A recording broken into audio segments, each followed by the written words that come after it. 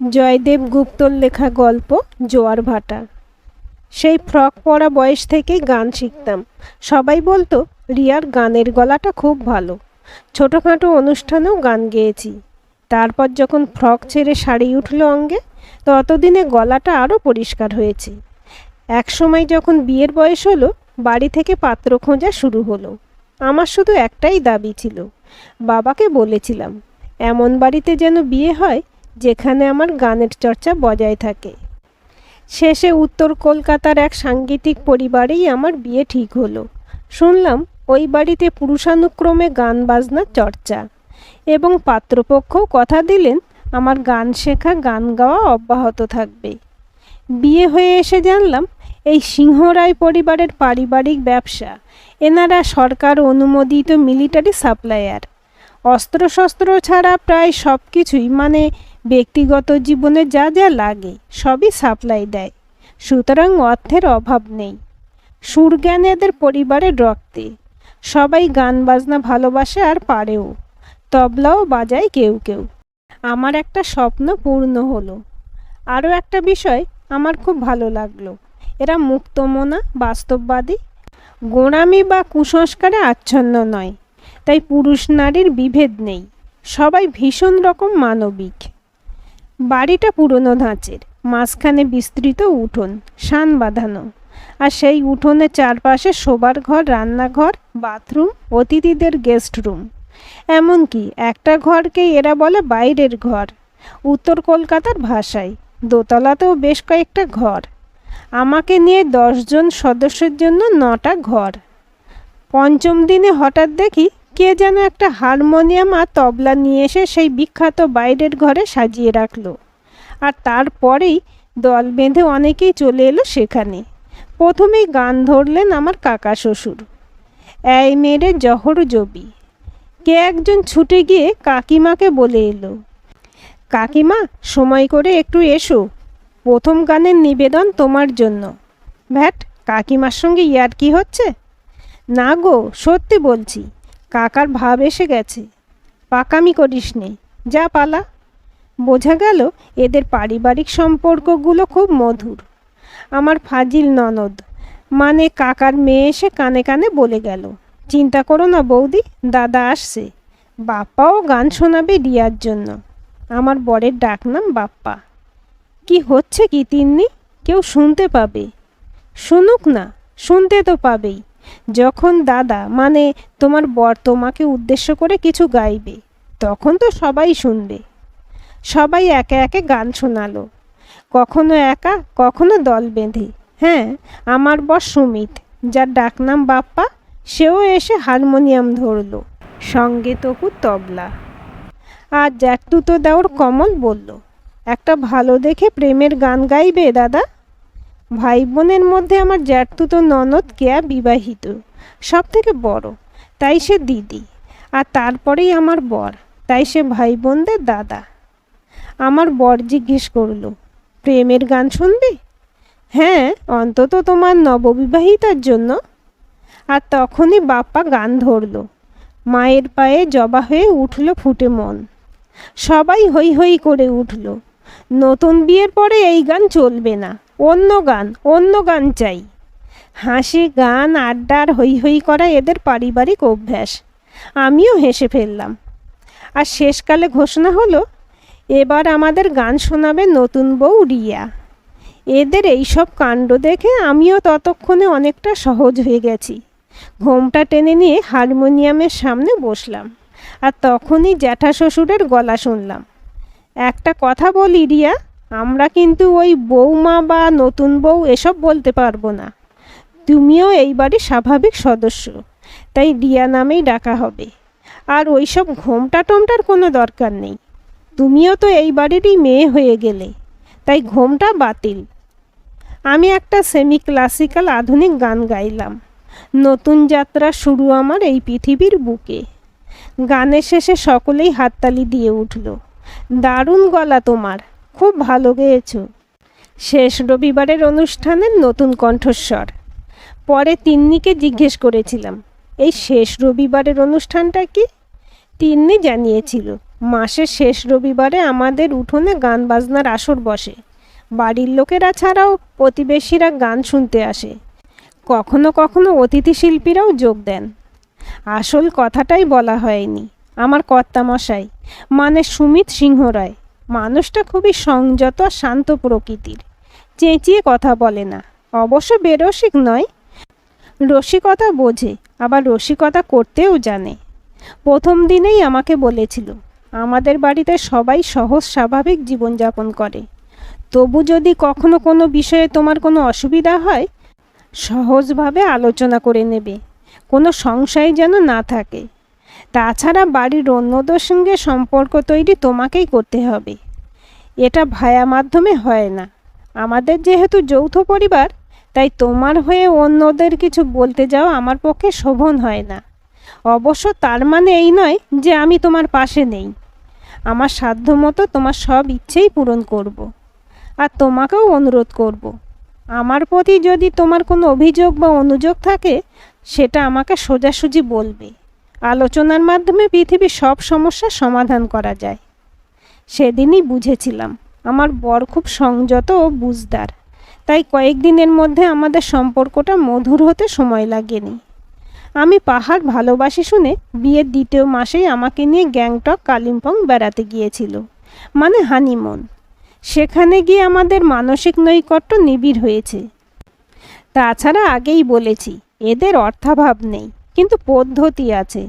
আমার 3 শ্বশুর এই ব্যবসা আরম্ভ করেন, পরে আমার স্বামী আর কাকাতো দেওর কমল এই ব্যবসার সঙ্গে যুক্ত হয়েছে। এদের একটা ট্রাস্ট বোর্ড আছে, তারাই সব খরচপাতির হিসেবটা রাখে। পারিবারিক খরচ আসে ওই ট্রাস্ট বোর্ড থেকেই, আর বাড়ির প্রত্যেক সদস্য প্রতি মাসে কিছু হাত খরচ পায়। এমনকি যারা স্কুল কলেজে পড়ে তারাও বঞ্চিত হয় না। ওই হাত খরচ স্বাভাবিক জীবনের পক্ষে যথেষ্ট। এটাও একটা পদ্ধতি যাতে কেউ জীবনযাত্রায় উচ্ছৃঙ্খল না হয়ে পড়ে, তাই প্রত্যেকের পাওনা নির্দিষ্ট। এবং বিয়ের পর থেকে আমিও ওই হাত খরচ পাওয়ার তালিকাভুক্ত হয়েছি। সত্যি কথা বলতে কি, এমন শ্বশুর বাড়ি পাওয়া যে কোনো মেয়ের পক্ষে সৌভাগ্যের লক্ষণ। আমার 3 শ্বশুর শাশুড়ি, দেওর ননদের সঙ্গেও আমার সম্পর্কটাও 1 মাসের মধ্যে ভীষণ রকম স্বাভাবিক হয়ে গেছে। আমার ইচ্ছা মতো বাড়ির বাইরে যাওয়া বা বাপের বাড়ি যাওয়ার ব্যাপারে কোনো বিধিনিষেধ নেই। বরের সঙ্গে ঘুরতে যাওয়ার ব্যাপারেও বরং সবাই উৎসাহ দেয়। এমনকি পোশাক পরিধান নিয়েও কোনো বাধ্যবাধকতা নেই, যদিও আমি এখনও শাড়ি পরি। আমার বরের সঙ্গে আমার সম্পর্কটা ভালোবাসার, প্রেমের, স্বামী স্ত্রীর সম্পর্ক। কিন্তু আমার দেওর ননদদের সঙ্গে আমার সম্পর্কটাও খুব সহজ। কাকার ছেলে মেয়ে তপু আর তিন্নির সঙ্গে আমার স্নেহের বন্ধন। আর জ্যাঠতুতো দেওর কমল আমার চেয়ে 2 বছরের বড় হলেও আমরা পরস্পরের বন্ধুর মতো। আমি আর কমল নানা বিষয়ে আলোচনা করি, তবে সবটাই বন্ধুত্বের সীমানায়। আমিও আমার সব কথা কমলের সঙ্গে শেয়ার করি। মানে ওই একই বাড়িতে শ্রদ্ধা, স্নেহ, প্রেম, ভালোবাসা, বন্ধুত্ব সবই পেয়েছি। আর শেষ রবিবারের অনুষ্ঠানে তো কথাই নেই। এত গান বাজনা, আড্ডা, গল্প আর খাওয়া দাওয়া প্রতি মাসেই যেন একদিন করে কোনো বিরাট উৎসব হয়ে যায়। আর যেটা বুঝেছি, এদের কাছে গানটাই সাধনা, পূজা, আরাধনা, সব কিছু। আমি সৌভাগ্যবতী। কিন্তু সব আনন্দের মাঝে যখন একটা বিপর্যয় ঘটে, তখন মনে হয় যেন পৃথিবীটাই বোধহয় টলে গেল। 3য় মাসের শেষে আমার স্বামীকে দিল্লি যেতে হলো, ওই ব্যবসার কাজের জন্যই। কোনো একটা আর্জেন্ট টেন্ডার জমা দিতে হবে দিল্লিতে, ডিফেন্স ডিপার্টমেন্টে। বাপ্পা বলল মাত্র 3 দিনের ব্যাপার, টেন্ডারটা ব্যক্তিগতভাবে জমা করতে হয়। মাত্র 1 দিনের ব্যাপার, যাওয়া আসা নিয়ে 3 দিন, তাই তোমাকে মাত্র 3 দিন বিরহ যাপন করতে হবে। মান্নাদের একটা গান গেয়ে শুনিয়ে দিলাম। বিরহের জ্বালায় পড়েই মধুর লাগে মিলন ও সুধা পান। যাবার আগে আমাকে অনেক আদর করে ফ্লাইট ধরতে বেরিয়ে গেল। প্রথম দিন পৌঁছানোর খবর, আর দ্বিতীয় দিনেও জানালো কাজ হয়ে গেছে, পরের দিন ফিরছে। ব্যাস, ওই শেষ ফোন। তারপর আর কোনো খবর নেই, না ফোন না ফিরে আসা। খবরে শুনলাম দিল্লিতে কোথায় যেন বোম ব্লাস্ট হয়েছে, অনেক মানুষ মারা গেছে। আর বাপ্পাও চুপ করে আছে কেন বুঝতে পারছিলাম না। বাড়ির সবারই খুব চিন্তা বাড়তে লাগলো। আমার শ্বশুররা দিল্লিতে বিভিন্ন জায়গায় ফোন করলেন, কিন্তু বিশেষ কিছু খবর পাওয়া গেল না। তার পরের দিন দিল্লি পুলিশ থেকে যে খবরটা এলো সেটাকে খবর না বলে বজ্রাঘাত বলা ঠিক হবে।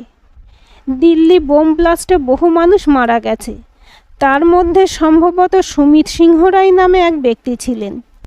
আপনারা এসে দেহ শনাক্ত করে দিয়ে যান। আমি কিছু বুঝতে পারছিলাম না, এটা কি সত্যি নাকি দুঃস্বপ্ন। মাত্র 3 মাস আগে আমাদের বিয়ে হয়েছে, এই খবরটা বিশ্বাস করব না, হয়তো কোথাও ভুল হচ্ছে। যখন কাকার কমল আমাকে বলল, চলো রিয়া, তোমাকেও যেতে হবে, সত্যি মিথ্যের বিচার করতে হবে, তখনও আমি বুঝতে পারছিলাম না কি হচ্ছে, আমাকে কেন যেতে হবে। তবু যেতে হলো। কাকার কমলের সঙ্গে কিভাবে দিল্লি পৌঁছলাম আমার নিজেরই মনে নেই। তারপর যখন একটা ক্ষতবিক্ষত দেহ আমাদের দেখানো হলো, যা শরীর মুখ সব ক্ষতবিক্ষত হয়ে একটা মাংসপিণ্ডের মতো পড়ে আছে, আমি দেখতে পারছিলাম না, বমি করে ফেললাম। মুখ দেখে কিছু বোঝা যাচ্ছিল না। কাকা ওর রক্তাক্ত জামা কাপড় আর হাতের লোহার আংটিটা দেখে ওকে শনাক্ত করলেন। তখনও আমি বিশ্বাস করতে পারছিলাম না ওটা সুমিত সিংহ রায়, আমার স্বামী। কিন্তু শেষ পর্যন্ত মেনে নিতে হলো। কাকা ওকে ছোট থেকে দেখছেন, তাই আমার থেকে ভালো বুঝবেন। মনে সংশয় নিয়ে, দ্বিধা আর অসহায়তা নিয়ে ফিরে এলাম। মৃতদেহ মিলিটারি থেকে ওখানেই সৎকারের ব্যবস্থা করে দিল। আমার জীবনে অন্ধকার নেমে এলো। আমার বাবা মা ছুটে এলেন। ভেবেছিলেন আমাকে হয়তো বাপের বাড়িতে ফেরত পাঠানো হবে। ঠিক তখনই আমার জ্যাঠা শ্বশুর বাবা মাকে বললেন, ও তো আমাদের বাড়ির মেয়ে, আমাদের পরিবারের অন্তর্ভুক্ত। আপনারা তো কন্যাদান করে দিয়েছেন, এখনও আমাদের কন্যা।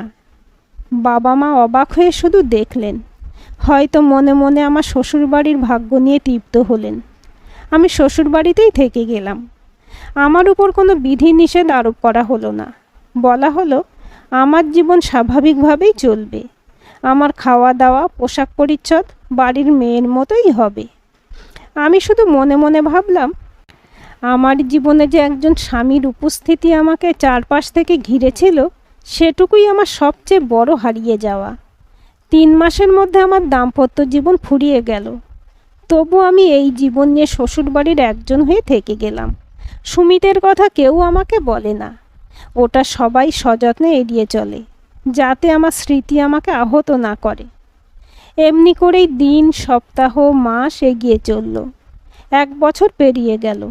আমার জীবনে সবই আগের মতোই চলতে লাগলো, শুধু জীবন থেকে একজন মানুষ হারিয়ে যাওয়া ছাড়া। 1 বছর পরে হঠাৎ একদিন কাকার কাকিমা আমাকে ঘরে ডাকলেন। বললেন, রিয়া, তোমার বিবাহিত জীবন তো মাত্র 3 মাসের, কিন্তু জীবন তো অনেক বড়। সেই জীবন একলা কাটানো তো সম্ভব নয়। আর তো কোনো উপায় নেই কাকা। হ্যাঁ, আমরাও সেটাই ভাবছি, যদি কোনো উপায় হয়। মানে? রিয়া, যদি আমরা আবার তোমার বিয়ে দিই। কি বলছেন? হ্যাঁ, ভেবেই বলছি। না, সেটা সম্ভব নয়। বিবাহিত জীবন আমার ভাগ্যে ছিল না, তাই হারিয়ে ফেলেছি। ভাগ্যের কথা ভাবলে জীবনের প্রচেষ্টাগুলো ব্যর্থ হয়। না কাকা, এটা সম্ভব নয়। কেন? আজকাল তো ডিভোর্সি বিধবা অনেকেরই বিয়ে হয়। তবুও আমি ভাগ্যক্রমে যে শ্বশুরবাড়ি পেয়েছি, যে ভালোবাসা আপনাদের কাছ থেকে পেয়েছি, সেটুকু আর হারাতে চাই না। আপনাদের স্নেহ ভালোবাসা নিয়েই বাকি জীবনটা কাটিয়ে দেব। কাকা কাকিমা অনেকক্ষণ কি যেন ভাবলেন, কিন্তু আমাকে কিছু বললেন না। আমি শুধু বললাম, আমিও আপনাদের ছেড়ে থাকতে পারবো না। এত ভালোবাসার স্নেহ আর কোথায় পাবো? বেশ, তোমার কথা শুনলাম, দেখি কি হয়। তারপর বেশ কিছুদিন ধরে আমাকে নিয়ে ওনাদের ভাবনা শেষ হলো না। নিজেদের মধ্যে কি আলোচনা হলো সেটা জানি না, কিন্তু আমাকে আর কিছু বললেন না। আমিও জানার চেষ্টা করলাম না, কারণ এইটুকু বুঝেছিলাম আমার কষ্টে ওনারাও কষ্ট পাচ্ছেন। ওনারা তাই সেটা লাঘব করার কথা ভাবছেন। কিন্তু আমি জীবনে যা হারিয়েছি সেটা আর ফেরত পাবো না, কিন্তু যেটুকু পেয়েছি সেই স্নেহ ভালোবাসা, সেটাও অনেক বড় পাওয়া।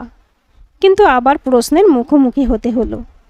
এবারে আমার শ্বশুরমশাই আর কাকা দুজনে মিলে হঠাৎ একদিন গল্পর ছলে জানতে চাইলেন আমার কোনো অসুবিধা হচ্ছে কি না, কিংবা তপু, তিন্নি বা কমল আমার সঙ্গে স্বাভাবিক ব্যবহার করছে কি না। না না, ওরা প্রত্যেকেই ভীষণ ভালো।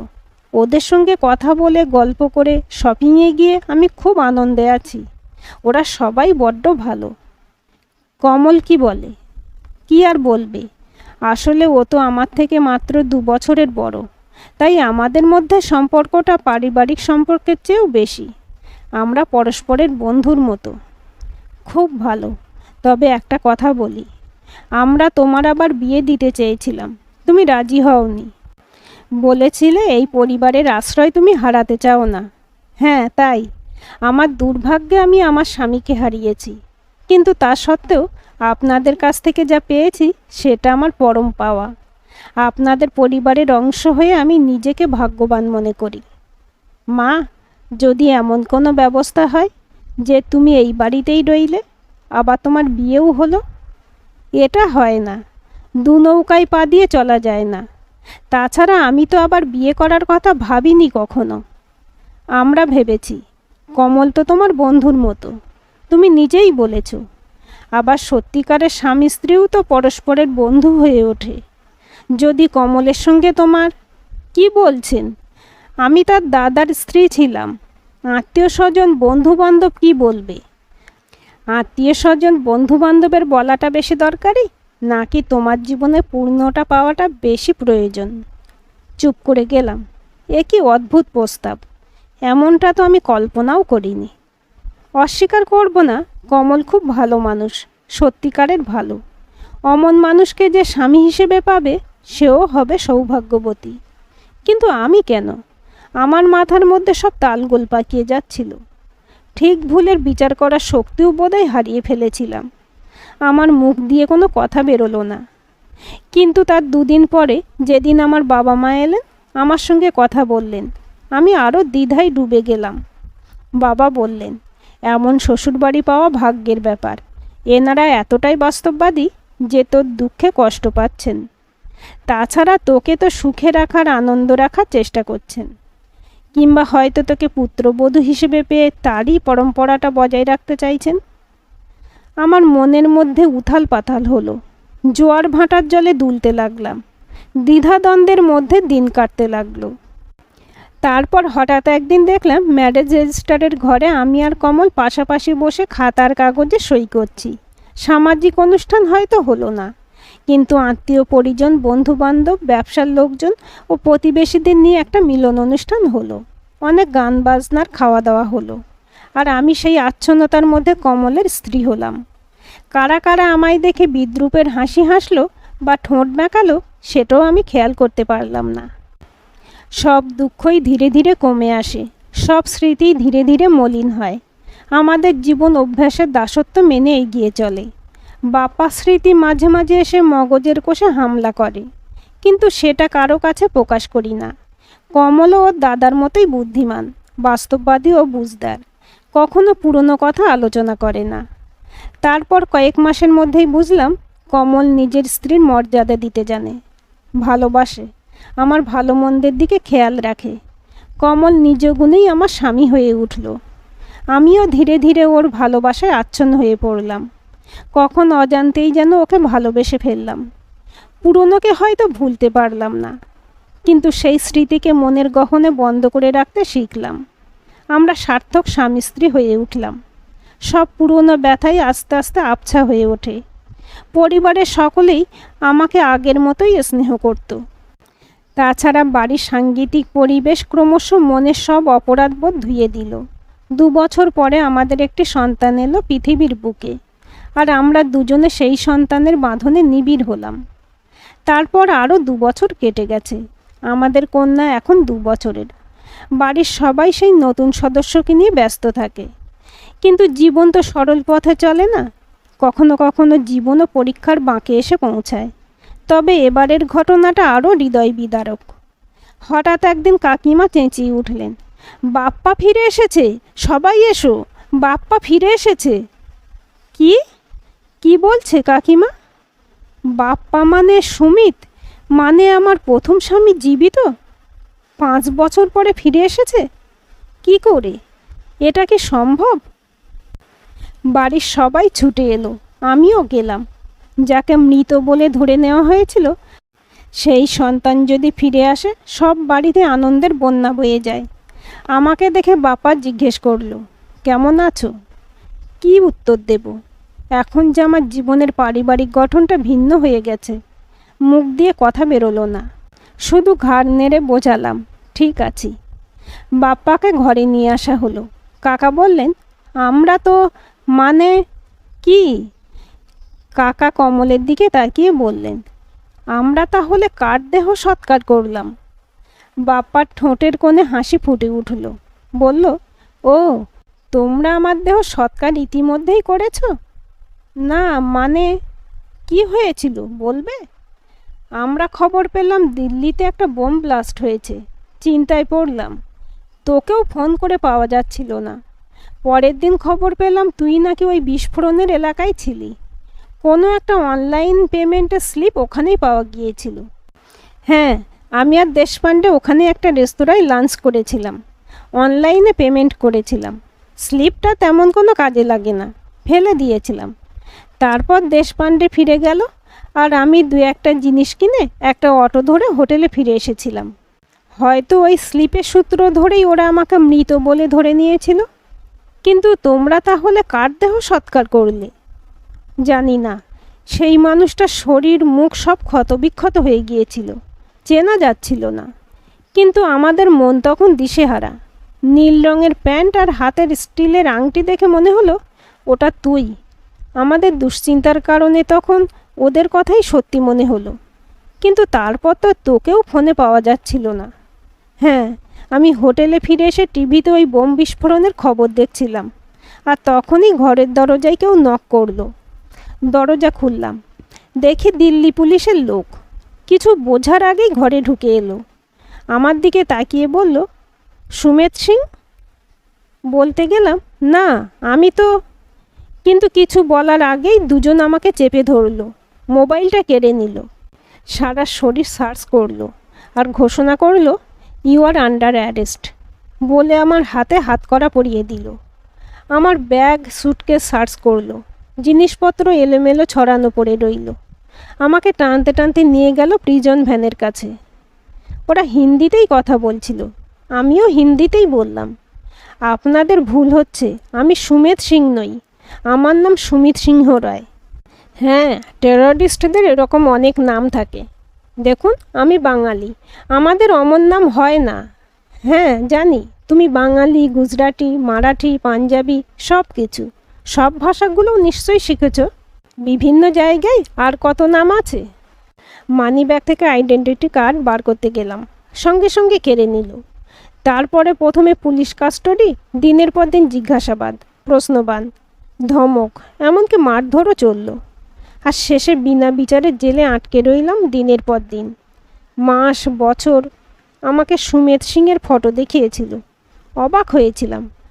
সত্যি দাড়ি গোঁপে ঢাকা সুমেধ সিংয়ের সঙ্গে আমার মুখের অনেকটা মিল আছে। অবাক হয়ে বাপ্পার গল্প শুনছিলাম। আমরা যাকে মৃত ভেবেছিলাম সে যে অমন ব্যাপারে টেররিস্ট হিসেবে মিথ্যে ঝামেলায় জড়িয়ে আছে, কেউ কল্পনাও করিনি। তারপর তারপর বাপ্পা আবার বলে চলল। আর সুমেধ সিংয়ের মতো নরহত্যাকারী, দেশের বিভিন্ন জায়গায় বোম ব্লাস্ট করানো, সরকারি ও জনগণের সম্পত্তি ক্ষতি করা আসামির জন্য আমি ওই দেশদ্রোহী বন্দী হয়ে কারাগারে আটকে রইলাম। প্রথমে আমাকে জেলের মধ্যে একটা সিঙ্গেল সেলে রাখা হলো। কোনোভাবেই কারোর সঙ্গে যোগাযোগ করতে দেওয়া হতো না। ওরা নিশ্চিত ছিল যে আমি সেই অপরাধী। আমি বুঝে গেলাম, কোনো অপরাধ না করেও আমাকে জেলের কুঠুরির মধ্যে জীবন পার করতে হবে। অসহায়ের মতো মেনে নিতে বাধ্য হলাম। তারপর ধীরে ধীরে জেনারেল সেলে পাঠানো হলো। কিন্তু ওই একটাই শর্ত, কারোর সঙ্গে যোগাযোগ করা যাবে না। তাতে নাকি আমার দলের লোকেরা সাবধান হয়ে যাবে। আমি দেশদ্রোহী চিহ্নিত হলাম। আমার শাশুড়ি গিয়ে বাপ্পাকে জড়িয়ে ধরে কাঁদলেন অনেকক্ষণ। সন্তানের কষ্ট তো মায়ের কাছে দ্বিগুণ হয়ে ফিরে আসে। বাড়ির সকলেই মুহ্যমান হলো। আর আমি যেন নতুন করে আমার অজান্তেই আসামির কাঠগড়ায় দাঁড়িয়ে পড়লাম। এ কি অদ্ভুত সামাজিক সংকট এলো জীবনে। আমি বর্তমানে কমলের স্ত্রী, আর এখন এই 5 বছর পরে আমার প্রথম স্বামী ফিরে এসেছে। তাহলে আমি কে? আমি কি? জানো মা, বাপ্পা বলে চলল, আমার একটাই তখন সঙ্গী ছিল, গান, সঙ্গীত। আপন মনে জেলে বসে গান গাইতাম, নিজেকে খুঁজে পেতে চাইতাম, কিংবা নিজের আসল অস্তিত্বটাকে জাগিয়ে রাখতাম। 3য় বছরের জেলের মধ্যেই গান বাজনার নাটকের আয়োজন করা হলো। কয়েদিরা সবাই যোগদান করলো। আমিও আমার গানকে প্রকাশ করার সুযোগ পেলাম। 5ম বছরে বিখ্যাত সঙ্গীতশিল্পী ওস্তাদ মীর আলী খান এলেন প্রধান অতিথি হিসেবে। আমার গান শুনে খুব প্রশংসা করলেন। শেষে আমায় কাছে ডাকলেন। আমার গানের গলার অনেক প্রশংসা করলেন। আমার গানের শিক্ষা নিয়ে জানতে চাইলেন। জানালাম আমি 7 বছর শাস্ত্রীয় সঙ্গীতে তালিম নিয়েছি। এটা আমাদের পারিবারিক ব্যাপার। সবারই সুর জ্ঞান প্রবল, কিন্তু এই বন্দি জীবনে তার স্ফুরণ হলো না। তিনি বললেন, আমি যদি তোমাকে শিষ্য হিসেবে পেতাম, আমি নিশ্চিত যে তুমি সঙ্গীত জগতে প্রতিষ্ঠিত হতে পারতে। কিন্তু নিয়মকানুনের বেড়া বড় কঠোর। এটা শুধু তোমার ক্ষতি নয়, একজন ভালো ছাত্র পাওয়া শিক্ষকের সৌভাগ্য। এই প্রথম সুযোগেই একবার ভাবলাম ওনাকে বলি আমার বাড়ির সঙ্গে ফোনে কথা বলতে, যদি কোনো উপায় হয়। আবার ভাবলাম বাড়ির ছেলে সন্ত্রাসবাদী হিসেবে 5 বছর ধরে জেল খাটছে। এটা জানাজানি হলে সেটাও আমাদের পরিবারের পক্ষে সম্মানজনক হবে না। তাছাড়া 5 বছর তো পার হয়ে গেছে, এখন জেনেই বা কী হবে? আদৌ কোনো সুরাহা হবে কি না সে সম্ভাবনা বোধহয় নেই। তাই শেষে কিছু বললাম না। তাহলে তুই ছাড়া পেলি কি করে? 5ম বছরের শেষে আসল সুমেধ সিং ধরা পড়ল, অনেক অস্ত্রশস্ত্র সমেত। পুলিশের সঙ্গে গুলি বিনিময়ও হয়েছিল, কিন্তু শেষ অবধি পারেনি, ধরা পড়ে গেল। কি বলছিস? হ্যাঁ, তখন ওরা বুঝতে পারে যে আমি সুমেধ সিং নই। মৌখিক দুঃখ প্রকাশ করে আমাকে ছেড়ে দিল। আর তোর জীবন থেকে যে 5টা বছর নষ্ট হলো, রাষ্ট্র তার দায় নেয় না। আমি যে ছাড়া পাচ্ছি সেটাই নাকি আমার সৌভাগ্য। আসল সুমেধ সিংহ ধরা না পড়লে তো আমাকে চিরজীবন জেলের কুঠুরিতেই কাটাতে হতো। বা রে আইন! ওরা আমাকে ব্যাখ্যা করলো, রাষ্ট্রের সুরক্ষার জন্য যা করা হয় তার বিরুদ্ধে কিছু করা যায় না। তাই আমার ছাড়া পাওয়া নাকি রাষ্ট্রের পক্ষে আমার প্রতি সহমর্মিতা। কাকা বললেন, কিন্তু এখন যে সব হিসেব উল্টে গেছে। তুই মারা গেছিস ভেবে আমরা রিয়া আর কমলের বিয়ে দিয়েছি। গত 4 বছর ধরে ওরা বিবাহিত। আমরা তো জানতাম না যে তুই বেঁচে আছিস, আবার ফিরে আসবি। তাই রিয়ার জীবনটা যাতে ব্যর্থ না হয়, তাই আমরাই ওই বিয়ের ব্যবস্থা করেছিলাম। ওদের একটি 2 বছরের সন্তানও আছে।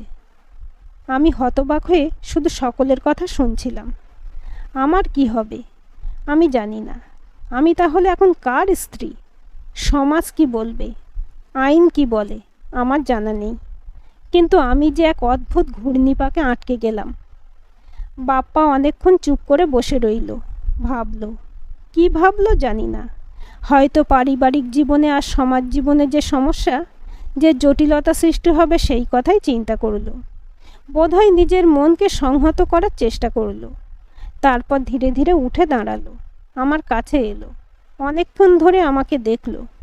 আমিও তাকালাম ওর দিকে। 2 চোখে কেমন যেন অসহায়তা ফুটে আছে। সেই দৃষ্টির অসহায়তা একটু একটু করে নির্লিপ্ততায় বদলে গেল।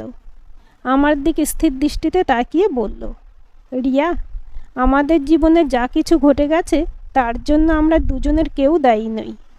তুমি বিব্রত হয়েও না। যা কিছু ঘটেছে আমাদের তাতে হাত ছিল না। তারপর একটু থেমে বলল, রিয়া, তোমার সন্তানকে দেখাবে না?